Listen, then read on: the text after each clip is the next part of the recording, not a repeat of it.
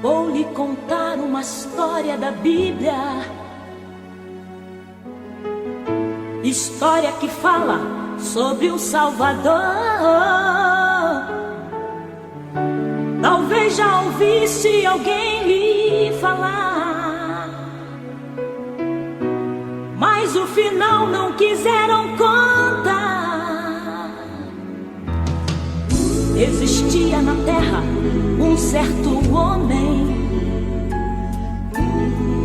que se chamava Jesus de Nazaré. Fazia milagres acontecer, tudo isso pelo seu poder. Ele fez o morto ressuscitar, ele fez o cego enxergar, ele caminhou sobre o mar, ele fez paralítico andar, andar. Ele fez o morto ressuscitar, ele fez o cego enxergar, ele caminhou sobre o mar, ele fez paralítico andar, andar. Um bom dia especial para todos nesta semana. Irmãos, o nosso famoso versículo repetido muitas vezes, meus irmãos, em nossa igreja. Salmo 122, verso 1. Alegrei-me quando me disseram, vamos à casa do Senhor. Pode dizer alguém que está ao seu lado agora? Isto, alegrei-me quando me disseram, vamos à casa do Senhor. Irmãos, o estudo de hoje é o estudo de número 13, a última lição desse trimestre, deste ano de 2020, quando a adversidade são tempos difíceis, baseado em Abacuque, capítulo 3, versos 17 e 18. A autora é a educadora religiosa Ana Valéria Mesquita de Araújo.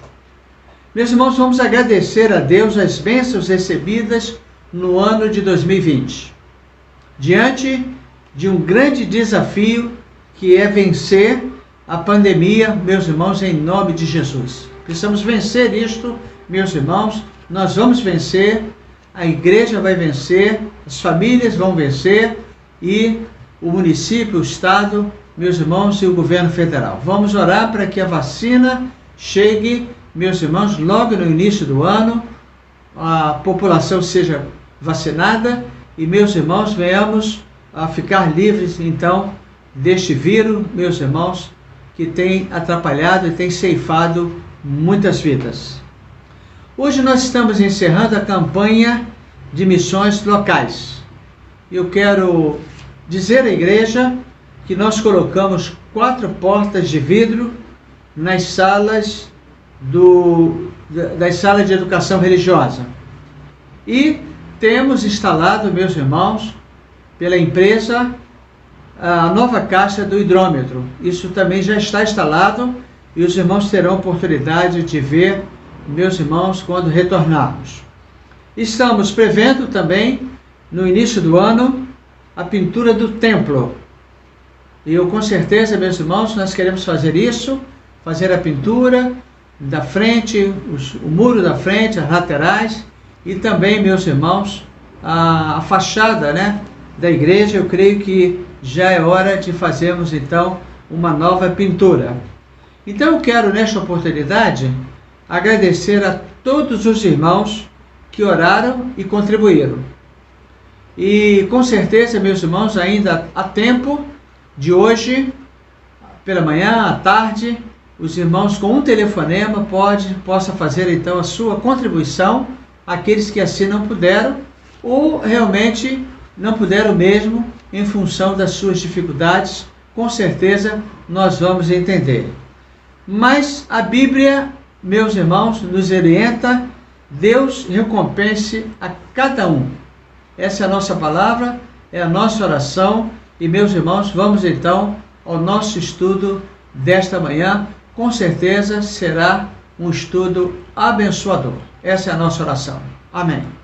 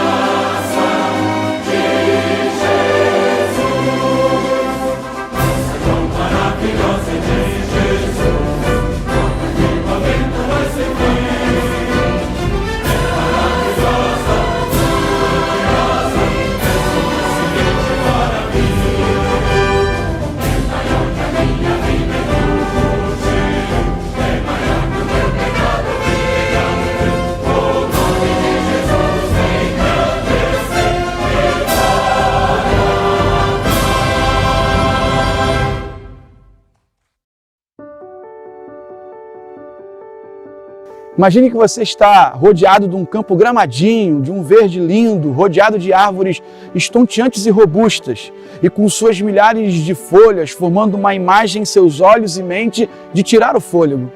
Mas ao passar do tempo, aquele gramado verdinho e limpo passa a receber ou passa a ter as folhas caindo das árvores, e aquele verde de antes passa a se misturar com um cinza ou com um marrom, porque as folhas vão caindo. Dependendo da cor das folhas, o chão passa desse verde aconchegante para um contexto diferente, às vezes com a impressão de sujeira ou de coisas mais difíceis. E aí você, na iniciativa, pega o seu ancinho ou a vassoura e começa a varrer, tirar as folhas que vão diretamente para uma lata de lixo.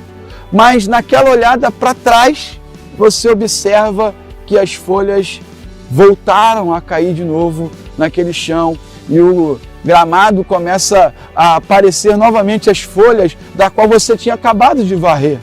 E aí, nesse esforço de você limpar e naquela avaliação que você faz de, puxa, eu poderia ter feito isso, eu limpei tanto, eu usei tanto das minhas forças aqui para limpar, você vai pensar o seguinte: eu vou ficar aqui varrendo o dia inteiro, eu vou ficar irritado, vou pensar em cortar a árvore, vou desistir de varrer. Repare como que essa situação se assemelha com a graça de Deus. Desde o momento que você acorda, a graça de Deus varre o seu coração e mente num esforço único que achamos que não precisamos mais desse cuidado. E aí a gente passa a decidir por lidar sozinhos. Essas folhas que caem nesse gramado que a gente chama de vida, pode ser entendido como sentimentos como tristeza, solidão, avareza, bem como as tentações que a todo tempo insistem em cair em nosso lindo terreno chamado vida. Mas você sabe quem é que está varrendo? Você sabe quem está no controle? Sim, quem está no controle das nossas vidas é Deus. E Ele, em sua infinita graça, não se importa em varrer, em regar, em amar você todos os dias. Ter o campo limpo não significa que será fácil e que não será doloroso, porque às vezes o ancinho, naquele lance de varrer, arranca um pouco da grama. Mas quem disse que quem não ama, não disciplina, não cuida e por vezes não poda? Que Jesus transforme sua tristeza, sua solidão, o seu pecado, a sua autossuficiência num lindo e robusto gramado com a sua graça e amor. E assim como as verdes pastagens que o Eterno leva as suas ovelhas para cuidar. A paz, querido, e que você possa continuar essa devocional fazendo a leitura bíblica do texto de Efésios 2, do versículo 8 e do versículo 9. Amém.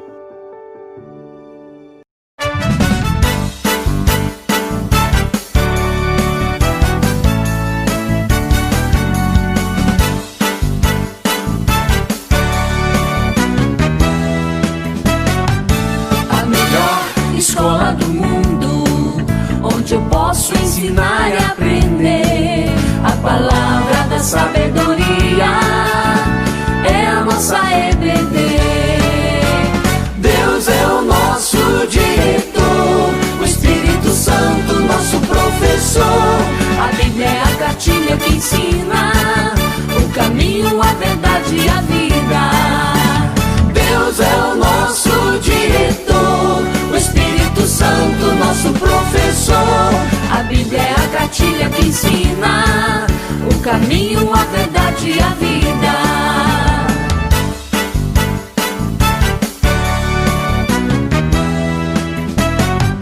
Na manhã de domingo eu estudo, quero mais de Deus conhecer.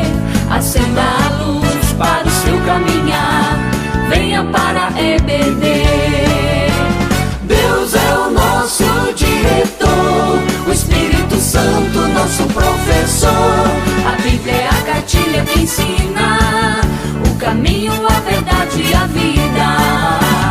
Deus é o nosso diretor, o Espírito Santo, nosso professor.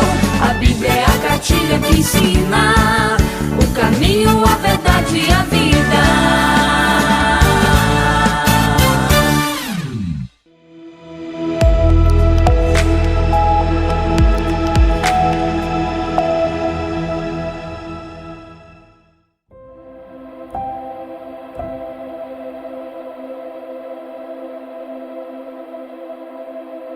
Olá, irmãos, graça e paz, a parte do Senhor. É um privilégio para mim, irmão, fico muito honrada em poder falar com os irmãos através desse vídeo e através dessa lição também, e que nós possamos realmente viver esse tempo tão difícil, sim, mas temos certeza de que o Senhor não nos abandona. Me chamo Ana Valéria Mesquita Alves de Araújo, sou membro da Igreja Batista em São Joaquim, sou pastoreada pelo pastor Marco Aurélio Figueiredo Trindade, para mim também é uma honra, casada com Edmilson Lopes de Araújo, e nós vamos estar estudando hoje Abacuque, capítulo 3, versículo 17 e 18, que nos diz o seguinte: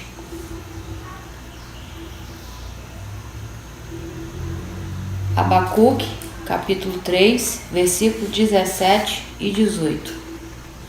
Porquanto, ainda que a figueira não floresça, nem haja fruto na vide, o produto da oliveira minta e nos campos não produzam mantimentos, as ovelhas amalhadas sejam arrebatadas e nos currais não hajam vaca. Todavia eu me alegrarei no Senhor, exultarei no Deus da minha salvação. De repente, o que aconteceu? E a vida mudou. Fomos, de uma forma repentina, obrigados a nos acostumar com o novo. E vem à nossa mente algumas perguntas. Como vai a vida? Como vai ficar a família? E o trabalho, como vai ser? E se chegar o desemprego? Ainda que a nossa vida não esteja como a gente gostaria, não vamos desistir de viver. Ainda que o nosso relacionamento familiar não esteja bom, não vamos desistir da família. Ainda que a nossa fé não esteja firme, não desistiremos de Deus. Nesse texto de Abacuque 3, 17, 18, nós vamos tentar entender a sua mensagem para esse tempo. Um tempo que nos traz muitas dúvidas, sim, mas também é um tempo que nós podemos crer que Deus continua sendo o mesmo, não perde o rumo, não perde os seus propósitos, não muda, né? Porque Ele é imutável. E nós vamos, sim, experimentar momentos difíceis. E o que nós vemos também dentro do livro de Abacuque, Abacuque 2:4, que o justo viverá pela fé. E é isso que nos impulsiona a continuar, confiar e termos a confiança em Deus. E eu quero deixar, dentre tantas outras coisas, trazer para os irmãos um pouco sobre Abacuque. Abacuque é um dos 12 profetas menores. Viveu num momento de adversidades, momentos difíceis também, como ele passou. Ele estava vivendo essas adversidades porque ele previa já que seria invadido, né, Jerusalém, Israel seria invadido pela Babilônia. E nós começamos a ver na vida desse homem algumas nuances que nós queremos refletir um pouco. Mesmo com os seus sonhos que poderiam ser frustrados, mesmo que quando ele plantasse, ele não colheria, mas ele vivia numa incertezas morais e espirituais. A adversidade social abalava a sociedade do seu tempo.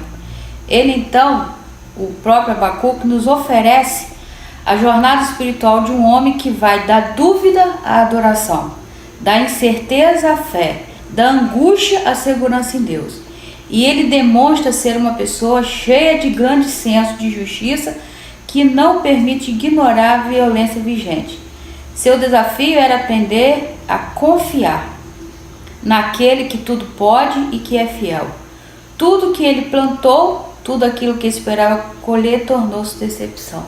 Para esse tempo, dentre tantas outras coisas, nós queremos deixar 3 verdades bíblicas que nos fazem refletir e atentar de como nós podemos viver nesse tempo. Primeira, Êxodo 14, 13. Não temais, aquietai-vos. Segundo, Ruth 3, 18. Espera. E por fim, Salmo 46, 10. Aquietai-vos e sabei que o Senhor é Deus. Sempre que nos sentimos agitados, preocupados, nós podemos e devemos recorrer à oração. Agora vejamos o que o profeta Abacuque nos ensina para podermos vivermos a adversidade. O profeta ele usa um advérbio de tempo, né? Ainda que possa sobrevir sobre nós algumas tempestades. O profeta Abacuque começa a nos ensinar algo sobre isso. No versículo 17, ainda que a figueira não floresça e nem haja fruto na vide. O que a figueira simbolizava para Israel? A figueira tem um símbolo de prosperidade e segurança. Isaías Miqueias 4:4 diz que mais assentar-se-á cada um debaixo da sua videira e debaixo da sua figueira, e não haverá quem a espante. Os figos, os frutos da figueira, são remédio para úlceras, de acordo com 2 Reis 27. Disse mais Isaías: tomai uma pasta de figos, e a tomaram e a puseram sobre a chaga, e ela sarou. Quando o profeta fala, ainda que a figueira não floresça, nem produza figos, fruto, o que ele estava dizendo? Ainda que nos falte segurança, ainda que nos falte o remédio, mesmo assim, nós vamos permanecer fiéis ao Senhor, firmes. Com isso, as flores geram frutos, logo, se não florescesse, não havia fruto. Já estava começando desde lá do princípio. Se não tinha flor, não haveria fruto, e isso ia, logo em consequência, faltaria algo. E isso, às vezes, nós vemos isso na sociedade, e nesse tempo difícil.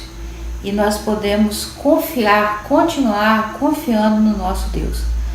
Agora, no Novo Testamento, o que figueira simboliza? A figueira no Novo Testamento foi utilizada por Jesus para falar de esterilidade espiritual e falta de fé. E nós podemos citar alguns textos: Mateus 21, 19, Lucas 13, 6, 9, Marcos 11, 13, 20 e 21. O que ela simboliza? Ela simboliza a nossa vida espiritual, que precisa estar viva e produzindo frutos a todo tempo, sob pena de secarmos, morrermos, sermos arrancados da terra. O profeta Abacuque, mesmo vendo a falta de fé do povo, não perdia a esperança de que Deus poderia transformar aqueles corações. Que nós possamos, nesse tempo de dificuldade sim, de adversidade sim, de tempos difíceis sim, mas continuar produzindo frutos, porque nós somos plantados ou enxertados na videira que chama-se Jesus Cristo.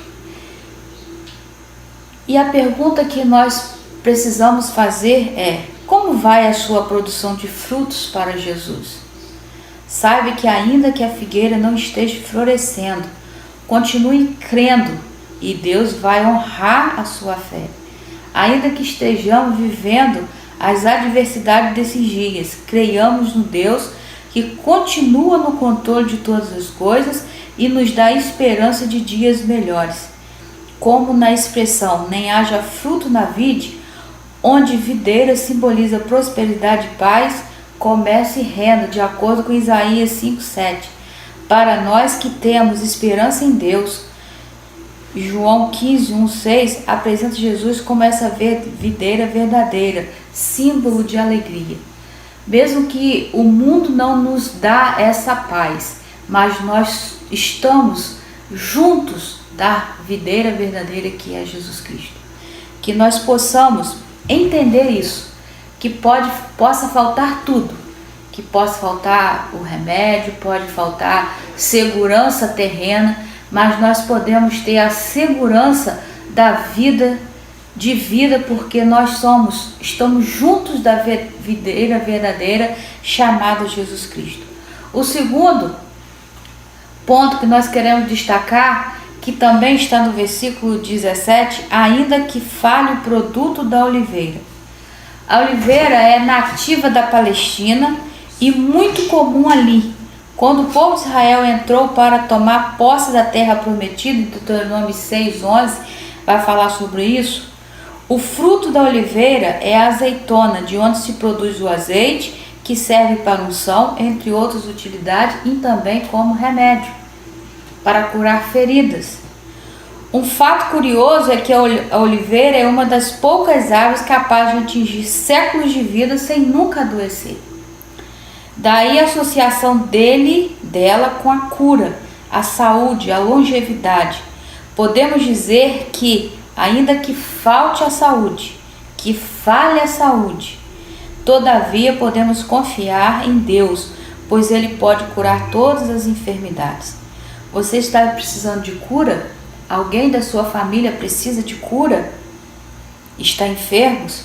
Vamos orar e pedir a Deus que também cure a nossa alma, que cure a alma das pessoas, que cure o nosso país, a nossa nação.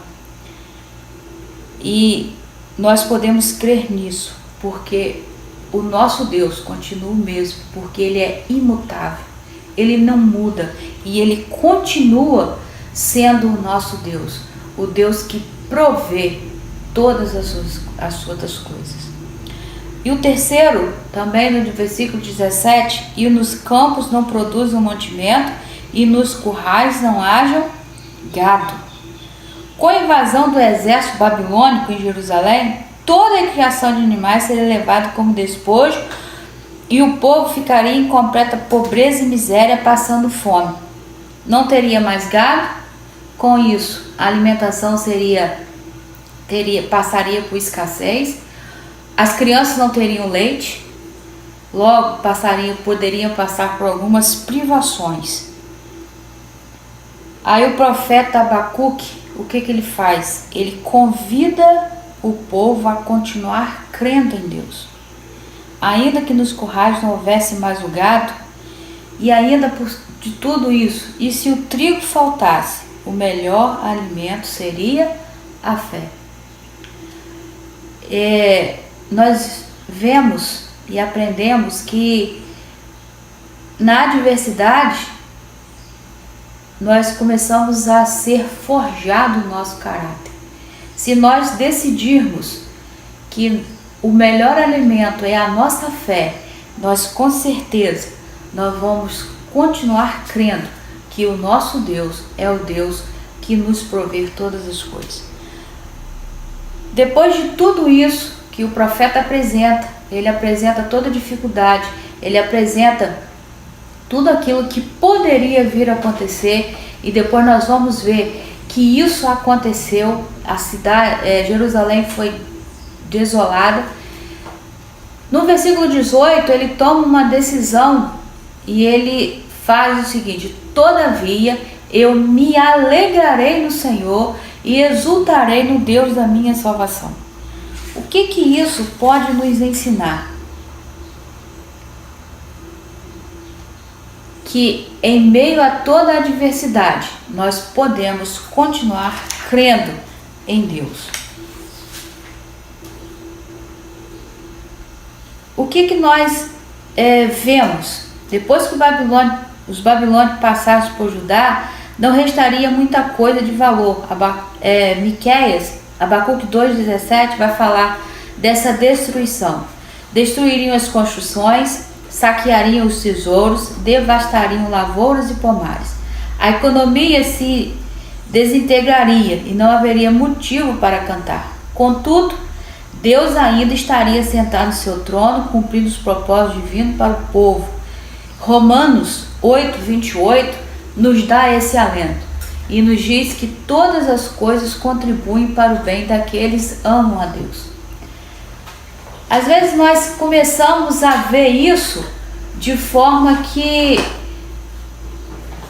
todas as coisas o quê? Boas ou ruins, fáceis ou difíceis, todas essas coisas têm que contribuir para o nosso crescimento, porque o Senhor nos permite viver isso para que possamos conhecê-lo melhor, porque é nessa adversidade que revela-se o caráter. E é nessa adversidade que nós podemos crer ou não crer que existe esse Deus. Abacuque não podia se alegrar com as adversidades, mas podia se alegrar com o seu Deus. Nós não podemos também ser masoquistas. Eu fico feliz porque estou passando por dificuldade. Não é isso. Nós nos alegramos por conhecer que nós podemos ter essa felicidade, porque essa felicidade ela é arraigada, ela está depositada num Deus que pode todas as coisas, inclusive nos dá alegria em meio a essa adversidade, porque nós cremos que o Senhor ainda continua sendo o Deus, o El Naem, aquele que nos enche de alegria. Ele dá a receita, Abacuque dá a receita para nos alegrar no Deus da minha salvação. Ele sabia o que aconteceria, toda a terra seria devastada, porém ele tinha certeza de que Deus estaria no controle de todas as coisas. Tudo estava caindo ao seu redor. Os ímpios pareciam prosperar mais do que o justo. Entretanto, ele trocou toda a aflição que sentia por uma esperança inabalável em Deus. A nossa alegria deve ser independente das adversidades em que estamos vivendo. A nossa alegria ela não poderá depender de pessoas, coisas ou situações. A alegria que depende disso, de pessoas, de coisas ou de situações, ela é momentânea, ela é passageira e ela não tem suporte, porque a nossa alegria, ela tem que ser a alegria que vem do Senhor. A palavra de Deus diz que a alegria do Senhor é a nossa força. Não há alegria sem a presença do Senhor.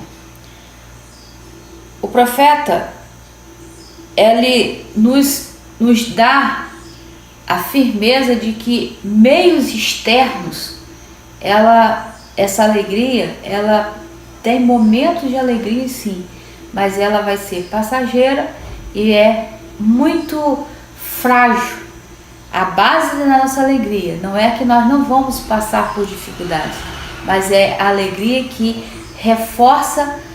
é reforçada pela presença de Deus na nossa vida. Quando o profeta fala, todavia me alegro no Senhor, embora pelo momento o profeta estivesse no abismo da derrota e da desolação, ele retinha sua esperança. Sua certeza jamais deveria ser deixada à mercê das vicissitudes da vida que o circundavam. Ele tinha de encontrar o testemunho de Deus em seu próprio coração, pois do contrário jamais poderia achar esse testemunho. Depois disso tudo, o que nós podemos chegar à conclusão? Que conclusão nós podemos chegar? Mesmo em meio à ruína absoluta de fome e abjeta que ocorreu quando os babilônios capturaram Jerusalém, como está escrito em Lamentações 2, 12, 20, 4, 9 e 10 e 5, 17 e 18, o profeta estava preparado para confiar em Deus. Ele percebeu a paz interior que ultrapassava todo entendimento, que não dependia da prosperidade externa. O profeta, com toda a adversidade que estava iminente, declara a sua fé, falando que nada o faria abandonar Deus e, ainda que viessem as dificuldades, contudo, ele confiaria e se alegraria no Deus da sua salvação. E você, já fez do Senhor Jesus o Deus da sua salvação? Ainda que venham os problemas, declare a sua fé e confiança nele e você será um vencedor.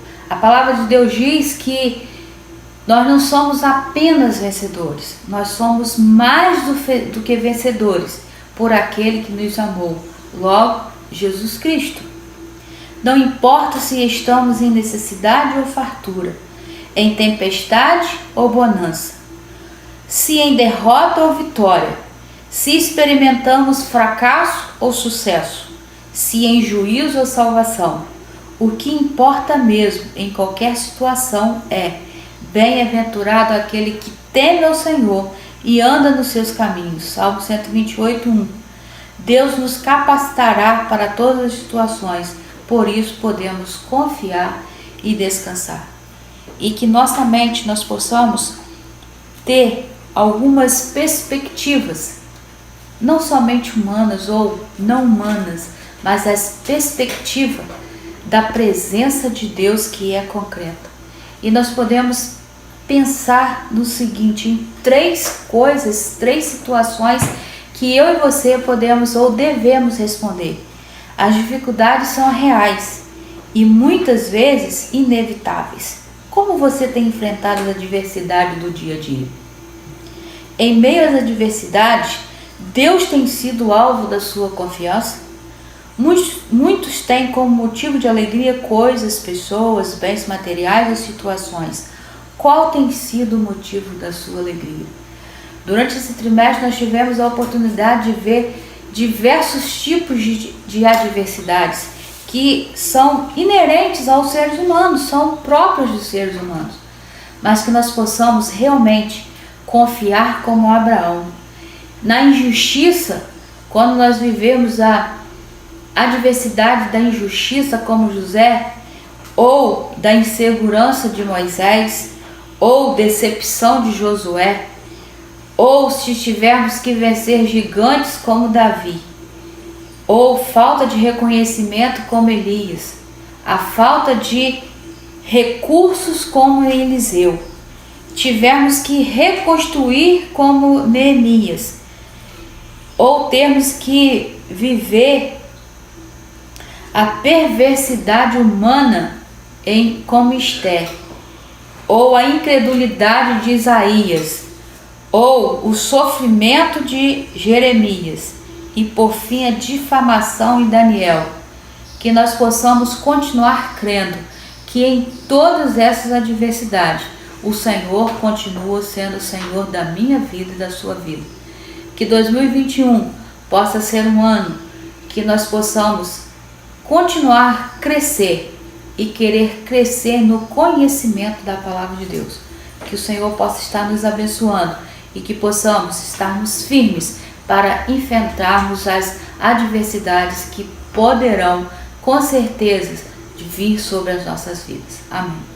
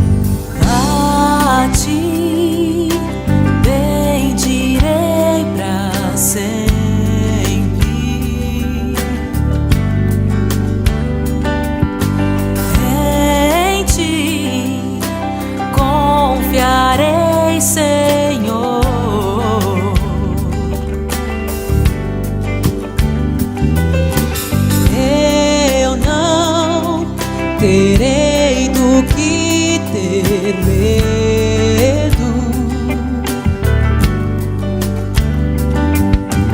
Meus pés só na rocha firmarei. Eu não me abalarei.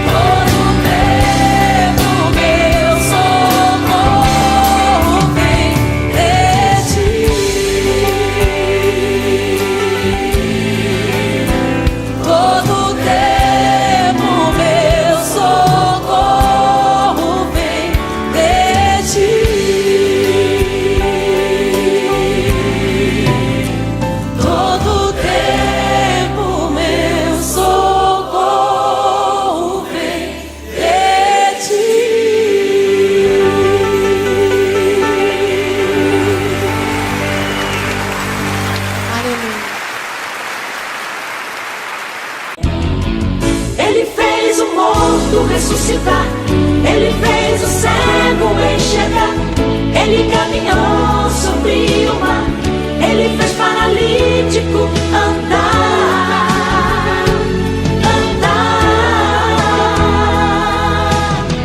Ele fez o morto ressuscitar, Ele fez o cego enxergar, Ele caminhou sobre o mar, Ele fez paralítico andar, andar. Mas ouça, amigo, o que aconteceu. Mandaram matar o rei dos judeus. Talvez por inveja, calúnia, eu não sei. Só sei que Ele é o Rei dos Reis.